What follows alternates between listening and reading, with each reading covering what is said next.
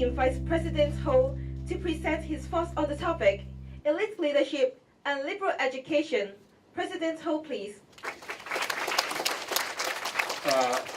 In fact, it's hard to follow Michael's earlier presentation.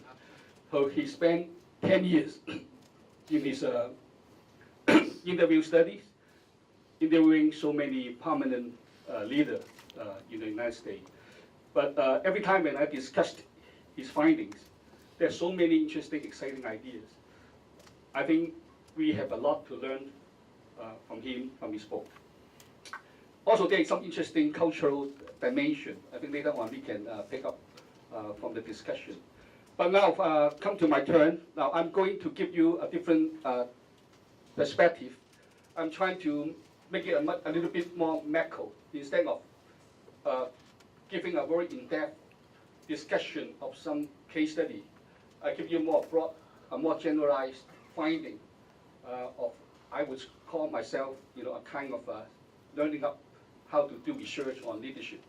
Now, like many of you, you want to be involved in or contributing to what I earlier said, a kind of transformation of Hong Kong. Now, when I say transformation, of course, I think we have been seeing so many local issues, political, socio-economic, environmental. Every day, we have new issues coming up. I haven't seen the news tonight, but I know something happened tomorrow, right? So, but sometimes I think we are losing our world picture. I wonder how many of you here, I sometimes even ask my students, how many of you ever stop 1 second? What really is a perfect society? What really is a perfect world? Have we ever, lost the opportunity, stop 1 second, think about what is really a perfect society for us, all right? So I think not just the local, I think the world is changing. I think we have been seeing after the last global financial crisis, the new generation already picking up. I think they're changing the values. They are not really talking about so many what we traditional think about success, about indicators, right? So I think it's also a time to think how we really want to see our future leaders. I think after we enter into the 21st century, we believe Hong Kong can only be transformed by true or elite leadership. All right, I will come in to elaborate a little bit what I mean by that. And also, I think it's important to really think about what's the right approach, what's the best or most appropriate manner of training our future leaders. I think every society must do something by intention to train the future leaders, right? That's something I would like to open up for more discussion tonight. Now, when I say true leaders, of course, many people would think about, a political leader. That may not be the way. But to me, I think a true leaders, sometimes you may call it authentic leaders, you can call them enlightened leaders, value-based leaders, distinguished leader, but doesn't matter, right? The name is just a term, but to me, many of them, of course, like Michael said, they are really in power, they're in important position, all right?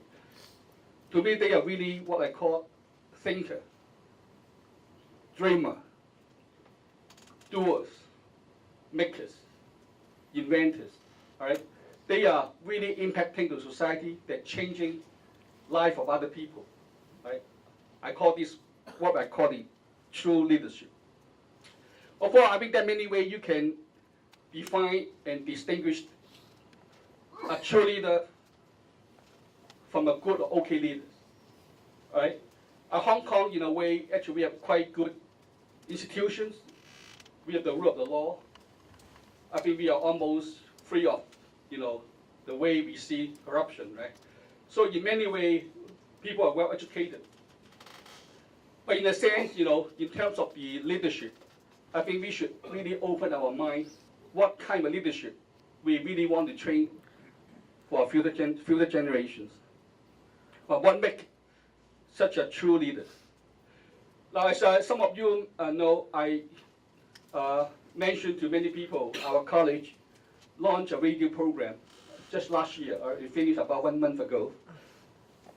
So, including myself, and our senior other colleagues, host a weekly radio program.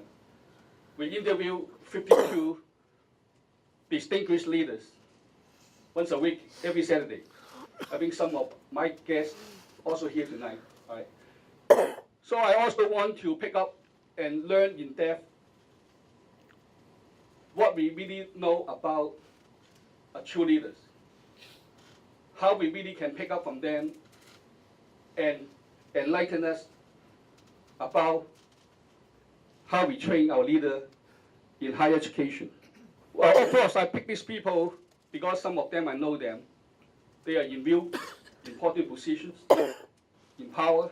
But as I mentioned earlier, I invite many of them because I know they are thinkers. They are an advocate. They are a dreamer. They are catalysts. They are inventors.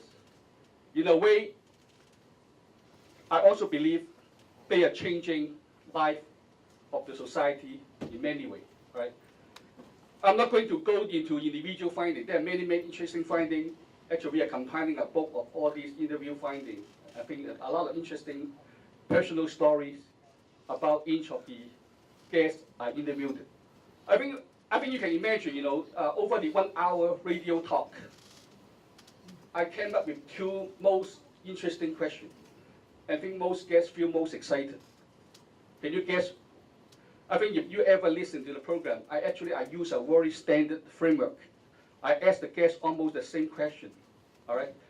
I want to make the best use of the 1 hour time to make sure I have come up, some common finding from these fine leaders. I think 2 ways come up to me. One is they're more excited to tell me. They always disobey with their father. Almost, 90% of the guests I interviewed, they told me, when they were in high school, in university, they still recall, they're not doing the way their father wished. I don't know how many of you agree. And most exciting to them is when they talk about their high school life, their education experience. Actually, one question I asked them, have you ever recalled a teacher or mentor when you were young could really make an impact in your life, in your vision, informing your career, informing how you see your life? I think that's one question I find most feel excited. And sometimes I even cannot stop them when they talk about, the high school teacher, about the university teacher. Sometimes even one sentence, one word, they remember until now today, right? And especially in the first session, I asked them, what's your most upset obstacle when you were young, when you, after your university? And we always find, in the age of 20 to 30, there's the most critical period, to forming one's vision, one's leadership potential, and one's how to really shape the remaining of the life, right?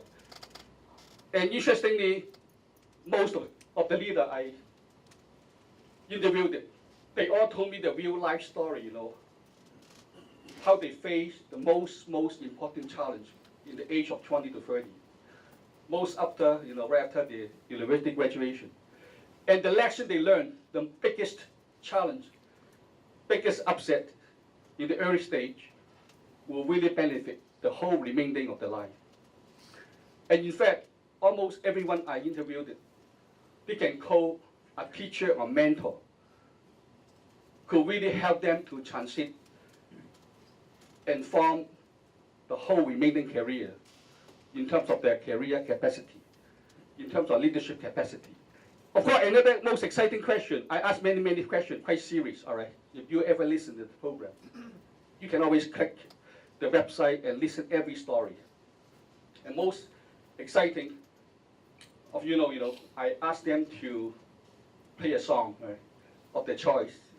And some almost broke into tears, when they, play a song.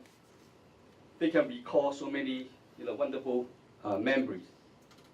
And also I asked them to recommend a book they recently read. I think that's almost the most emotional part, usually during the talk.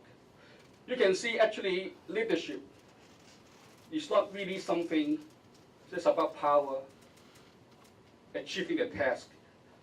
But in fact, leadership is, in a way, is guided by the whole holistic life. How they see their life will shape how they live. All right. Now I'm going to share a little bit about what I find from these interviews, plus other survey we did over the last 2 years. Well, what we see true leadership, of course, we know it's not about title, about status, about power, about income. Of course, they are in very high, powerful position, right? Have little to do with born personal trait. Of course, some trait may be born, but I think mostly, I think they told me, actually they pick up when they come out to learn, to work. And also leadership, they clearly differentiate. They are not management, right? I think that's something we know what is leadership and what is not leadership. Of course, I think one question I asked in the second part of the interview, how do you see leadership? What does it mean, leadership to you? What are the most important absolute qualities, attributes you think a good leader should possess? Of course, I think everyone will think about a follower. If you're a follower, how can you be a leader? But everybody today have a leader, right? Everybody have 1,000 of leaders, on the Facebook or on the Twitters, right? So these are not really what we mean by follower or leader, in a sense. Now this is I come up with a kind of definition, at least as an academic, I think it's important to guide our future work. I don't know whether you agree, but that's one way I can really embrace all the finding, all the observation so far I collect. I see leadership is the ability and the process of inspiration and influence. Maximize the potential effort of a leader's followers taking action towards the achievement of a shared vision and goal. Sometimes we may see a little different part about leadership. Barbara came up with so many finding observations. I think that's the way to best reflect what I understand about leadership. It's about ability, it's about process, about the attitude, about the values. The most important part is a kind of a process of social influences.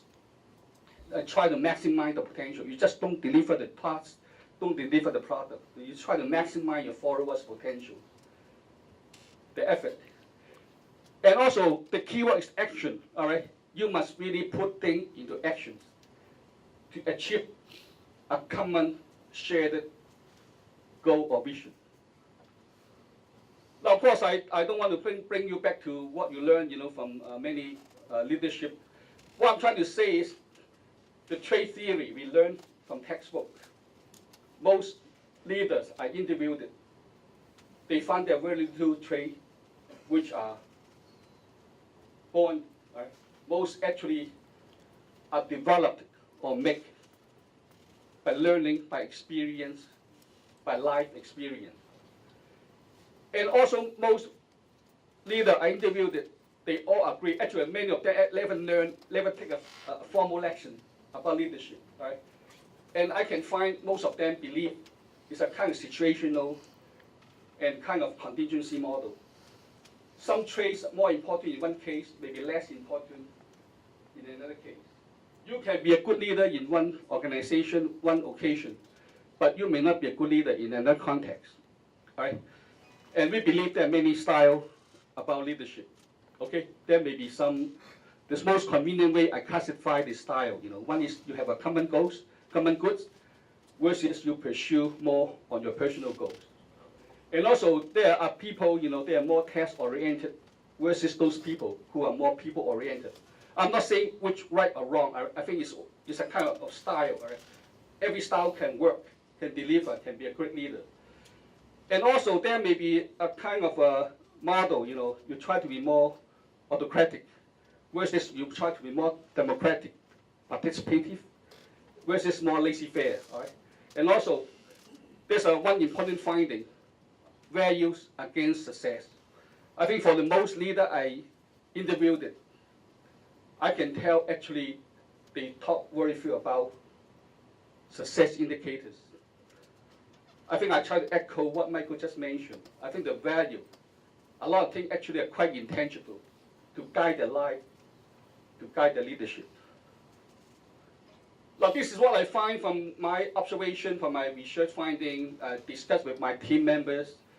I don't want to go one by one, but these are the most common quality, attributes, soft skills, coded by many people I interviewed. Okay, but I'm not going to go one by one, but you can share, actually, some maybe work in one context, maybe more important in one context, but may not be. We always try to develop as many as such traits as possible, right? I think if we can pick up more, I think it will help you to become a better leader, right? Especially, talking about a kind of a positive attitude. You have to be very flexible, adapt to new environment, facing very unstructured problem. And most people I interviewed, all the leaders I interviewed, emphasize on the empathy, a very clear orientation towards a more people-focused leadership style. Right? This is something I find quite common among the leaders I interviewed. Now, all these skills, all these traits, you can learn, you can pick up, you can learn from a leadership development workshop. You pay maybe $20,000 to go to a classroom to learn from a trainer. Those are skills, those are kind of a thing you can pick up to learn. But I believe more important is what I call the absolute value of true leadership and leadership. I try to come up, very quickly about, the 10 absolute values I find, among all these top leaders. Number one, I think they must have a personal philosophy, and they must manage themselves very well before they can lead other people. Okay, when we say personal philosophy, definitely you have to understand yourself, a kind of self-awareness, self-esteem, and then you have your self-confidence. Among, along the line, you develop yourself. If you don't really have your own personal philosophy, you don't know the way you see the world, you don't know really your role to become a leader, I think it's hard, you can talk about leadership, right? And you must be really knowing how to manage yourself first before you can manage other people. The second, as I mentioned before, most leaders I met, actually about 50% are from public appointment, from government, from NGO. About 40-some% are from the largest corporation. But even for all the business leaders I interview, I would say most of them have very active kind of social engagement. They are engaged very actively in many non-profit public services. So I think true leaders lead for cause with their values, okay? Not driven by ego or other personal desires. I think I can testify, in many of these conversations. Number three, I think they set the ethical tone and trust culture for the entire organization and community. I think you cannot disagree, as a true leader, you cannot compromise anything less than an ethical attitude, You're setting the tone, the culture for the whole organization. Number four, I think not many people can, realize. I can share more later on. I think they adopt a kind of what we call a system thinking. They think ahead, and they can link up all different stakeholders, and they know there must be conflict among stakeholders, and you have to find a way to balance all these different conflicts. Okay, I think most of them I talk to, they're kind of following, sometimes we call a stakeholder theory. Okay, the fifth absolute I find is they pull their followers rather than push them or direct from above. All right? So sometimes you have to do a role model. You really have to, excite your followers and really showing to them, they are convinced. Okay, you have a kind of trust to your followers, so that they will follow your path, and they pick up themselves. Someday they will become a leader on their own. All right?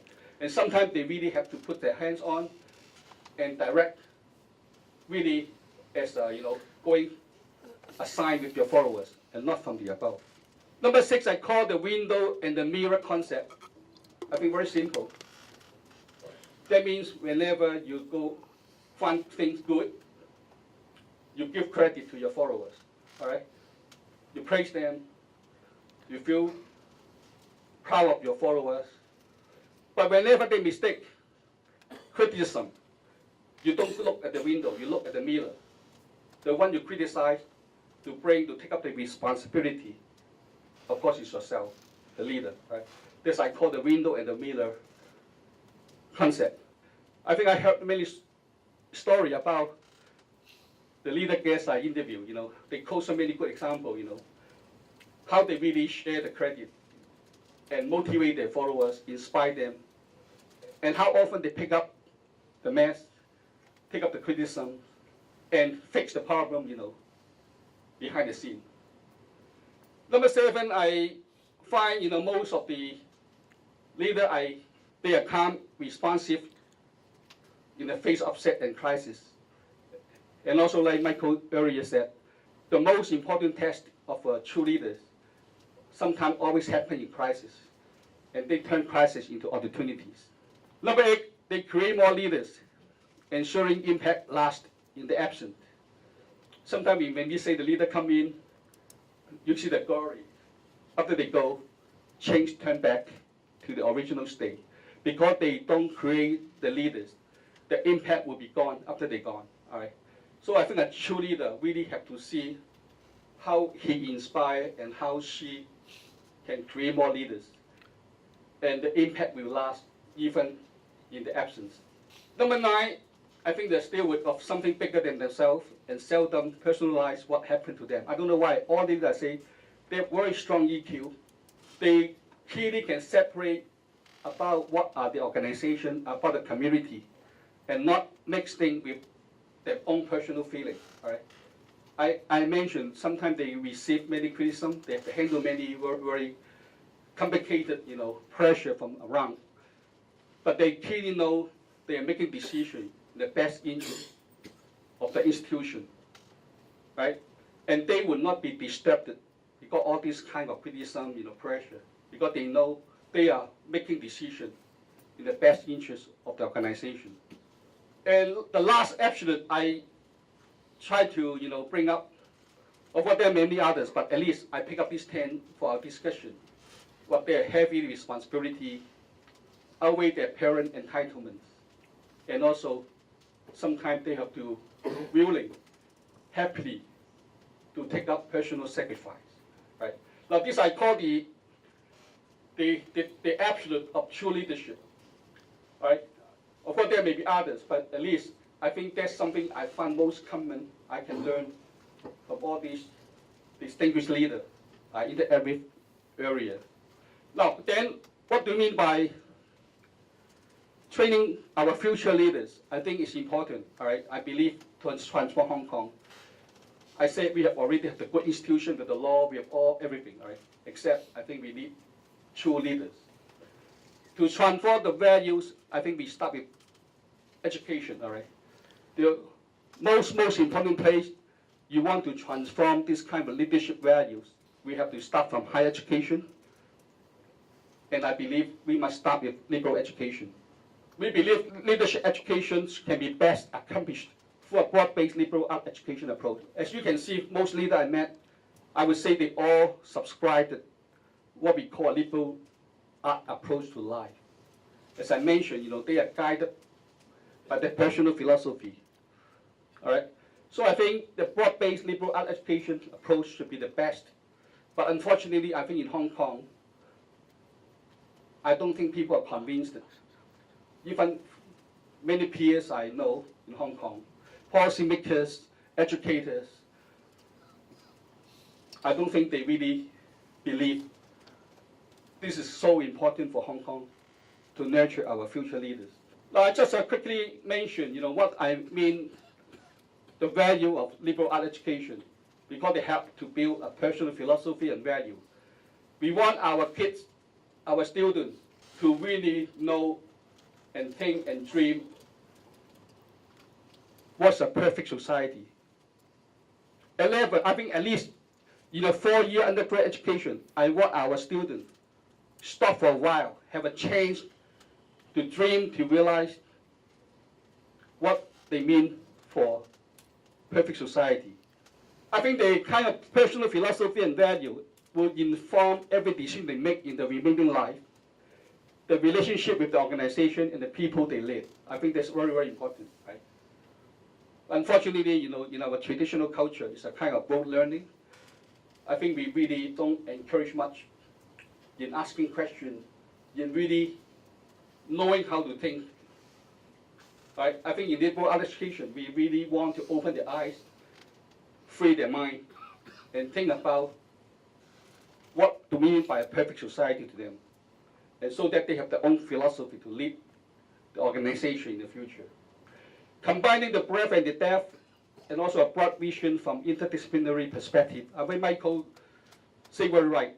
Actually, most leaders we interviewed, no matter in what discipline, they truly convinced that the broad interdisciplinary approach to think about problem, to solve problem, is so important, when you're in a leadership position. And also, we want them to have a free, critical, creative, expansive thinking, and try how to see unstructured problem. They want to become a solution provider on their own in the future. Presentation skill, writing, speaking, the interpersonal teamwork skills, intellectual flexibility, adaptability, and also again, I think one very important about the human caring, about empathy. Okay, the ethical attitude, and very important, the civic engagement. You must really by doing, all right, in a diverse and global environment. And as I mentioned earlier, I think so far I have been teaching in university for over 30 years. I think the trend of higher education in Hong Kong is not sometime we think of. In this day, most professors I know usually lock up the door, do the research, write in the paper. They think undergrad students a burden. They want to get away, when they see in the corridor. And when they look at the student, they never really look into their eye. They just talk, to a piece of paper. So I wonder how often you really care and talk to a student, give him 1 minute and care and encourage our student. Like so easy in Hong Kong, the classes are so big, professors are so busy on writing the paper, they have to push to get funding, to write up the publication, all these, day-to-day output. So I think Hong Kong actually should have a diversity. While we have so many research institutions, but we don't really encourage institutions who treasure and work hard. Actually, I have been seeing, many students, they are not so good in examination score, but when they come, when you talk to them, you look at their eyes, you give them encouragement, the magic will become, quite evident. We believe in education is quite a kind of equal education opportunity. No matter your income, no matter your exam score, we believe they are all teachable, all educatable. And we believe diversity of talent potential. Right? After they come into a liberal art education process, we will make the transformation and we will add value to the student. All right, we don't believe all those hard figures, hard indicators. What do we mean by success? In fact, these students, I come across so many, when I talk to them, they have the whole world, they have the whole, their own story, their dreams. But once you try to encourage them, to give them some confidence, they try to pick up, they will tell you more. They think about the society. Right? So I think it's important we really have to come back. Of course, I don't call Hong Kong have a true liberal art education. It's impossible because so many parameters. But at least we pick up we really care undergraduate student education process. We really have to treat them as a person, knowing them they are different. They have different talent, they have different potential. We have to really pay attention to every individual student and try to give them the confidence to realize their potential. But so ask yourself, how often we can do this way, It's a matter of extent, but I think it's time we work together and do something. At least in Hong Kong, we need a diversity. We need a choice. We need to reverse back what we believe in training our next generation. A couple of things about our college. Our college is so young, only about less than 5 years, but I think we have a clear positioning. I think no institution so far I know, they clearly put a statement. Putting teaching and student development is the highest priority. I mean, if you talk to a big university, they think it's something they cannot believe. They cannot put on a piece of paper, I think they count the ranking, they count about the funding, how many pieces of paper, the most important, how much money they earn for themselves and for their fresh graduate. And also, I think we are the first college introducing a residential college. We believe living and learning should be combined. Many things will be outside the classroom. Many things will be full, very personal interaction between the teacher and the student. And also, we have a research theme for the whole college, extensively involving our students in the process. Research is not exclusive game by the professors. It should be, at least, part of it, involving our students extensively. So our theme-based research project about business ethics in Hong Kong, we call it 尊智 Cooperation Survey. Every year extensively involving many students in the data collection, discussion, interviewing. We believe in small class teaching to pay attention to students, very close student center, very close student-teacher interaction, life relationship. We encourage our faculty member, when you talk to a student, really you have to give your heart, look at their eyes, really knowing what they're thinking, right? That's very important. And really have to care, what are the differences, how we can really tailor something to accommodate their need, their deficiency. And we have a very strong guidance mentorship for individual students outside classroom and many opportunities. For example, in our internship, almost every cohort, up to almost 70% of our students have real-life work experience outside the campus. Work hard by many faculty members to arrange this kind of a real-world opportunity for our students. Also, we are quite extensive in a lot of overseas exchange and internship opportunity. Because our ratio is better, we have more opportunity for students to pick up all these opportunities. And promoting student innovative projects. And also, I think one of the biggest controversial things in our college, I discovered faculty members still we cannot come up how we can introduce an honors code. I think that's something we still have to work very hard on in our college. Thank you. I think this is a quick summary of what I find and a way, I think we can open up for discussion tonight. Thank you very much. Thank you.